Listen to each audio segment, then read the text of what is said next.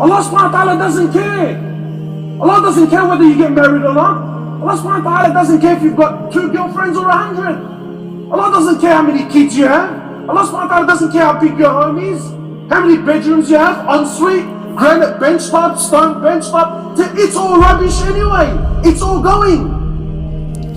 What are you in love with?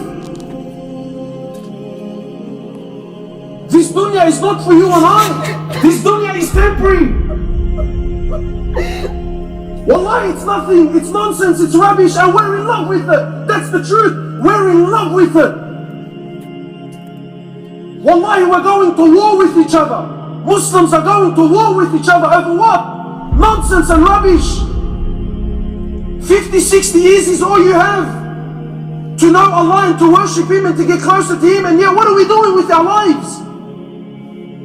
Where are we going?